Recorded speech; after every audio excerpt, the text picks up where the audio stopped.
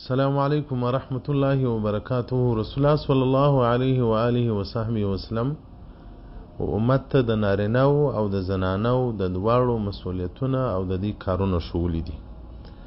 حدیث مبارکه کې راځي عبد الله بن عمر رضی الله تعالی عنه روایت کړی دی.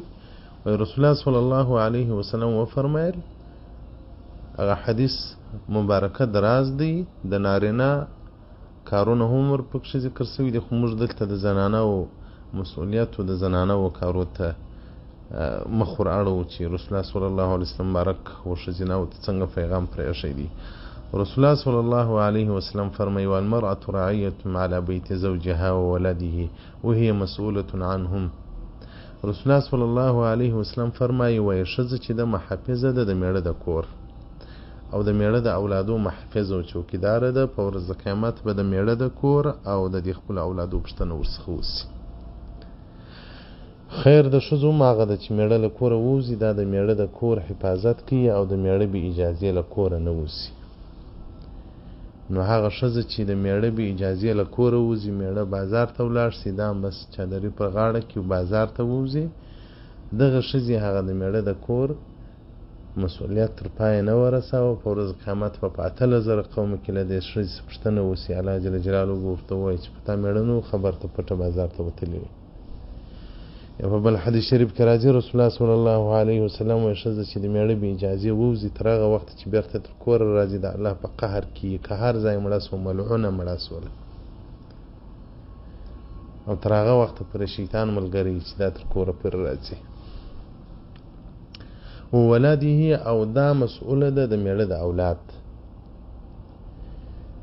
نارینه خو طبعا وزي په کور کې ډیر ژوند زنانه کوي، دا به د میړه په اولاد باندې فکر کوي، چوکیداره به وي چې نارینه زوی مې څه کوي، ښځینه لور مې څه کوي. دی به نه کوي چې اولاد بد کار کوي، دا یې پسې پټوي، میړه نه په خبروي، پلار یې نه په خبروي. لکه څنګه چې د پلار مسؤلیت دی، د مور هم دا مسؤلیت دی.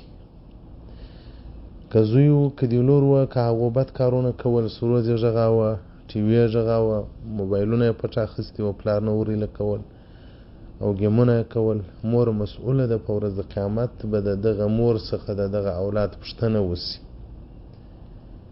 د بدمرغه نن زمانه کې خو مندې د اولاد د لورو د زوی په لمانځو د قرآن په زده کړه کې فکر نه کوي، په نورو شیانو کې بې فکر وي.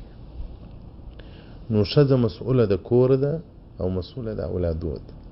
د اولادو تربیه به په دیني لیول کې، په دیني چوکاټ کې به د اولادو تربیه کوي. اولاد ته به لمونځ ورشي، اولاد ته به قرآن عظیم شان ورشي، اولاد ته به محبت رسول الله صلی الله علیه وسلم بارک ورشي. نو دغه اولاد چې راغټ شي، نو چې هر څومره عبادتونه کوي، په هغه کې د مور اجر شته، په هغه کې د مور ثواب شته، په هغه کې د مور ګټه ده. او دغه رنګه په تعلیم کې به مور کوشش کوي چې اولاد ته دیني تعلیم ورکړي، اهل د قرآن جوړ کړي، اهل د دین جوړ کړي. نو لکه څنګه چې نارینه مسؤل دی، ښځه هم مسؤله ده. نو هغه خوندې چې د اولاد په تربیه کې کمزوري کوي، وای دا خو نو د میړه کار دی، د پلار کار دی، دا هم فالتو خبره ده. خو رسول الله صلی الله علیه وسلم مبارک فرمایي والمرأة رعیة علی بیت زوجها وولده. دا محافظه ده، دا به حفاظت کوي، دا به چوکیداری کوي د میړه د کور او د میړه د اولادو. وهي مسؤولة عنهم. په ورځ قیامت دا مسؤوله ده، پوښتنه ورڅخه کول کېږي. ښه تا لور په کومه طریقه باندې رالوی کړه، تا لور ته تر کومه اندازه دیني علم ورزده کړي، تا زوی ته تر کومه اندازه دیني علم ورزده کړي. دا چې د لور په کالو پوهېدلې، د لور د سنګار په اشیانو پوهېدلې، د لور په قرآن ولې نه پوهېدلې، قرآن دې ولې نه ورزده کاوه. نو کوم اولادونه په ښه طریقه او په ښه تربیه باندې رالوی کړله، له مرګه بعد بیا د دې نیک عمل تاسو ته درسیږي. او کوم په داسې طریقه باندې رالوی کړله چې د الله له دینه مو لرې وساتل، په ډرامو، په ګیمو، په دغو مو د دې ژوند ور برباد کړي. له مرګه بعد بیا د دې په اعمالو تاسو رنګزرده یاست، شرمنده به یاست.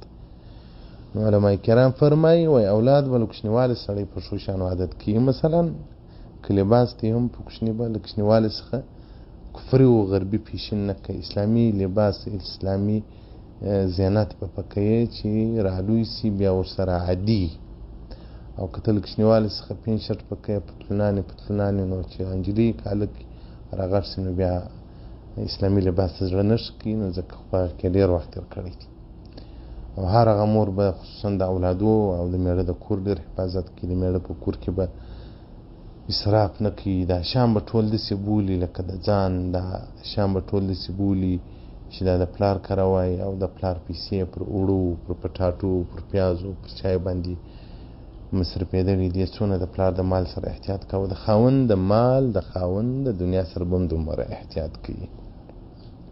دا حفاظت د کور سو چې خاوند لاړې دا به محافظه د کور وي. دی به نو نه کوي چې باره خاوند ووځي دا یې ساعت بعد پسې ووځي. دی به نو نه کوي چې خاوند لاړ شي باره نو دا د کور دروازه خلاص کړي که نارینه راکړل که زنانه راکړل.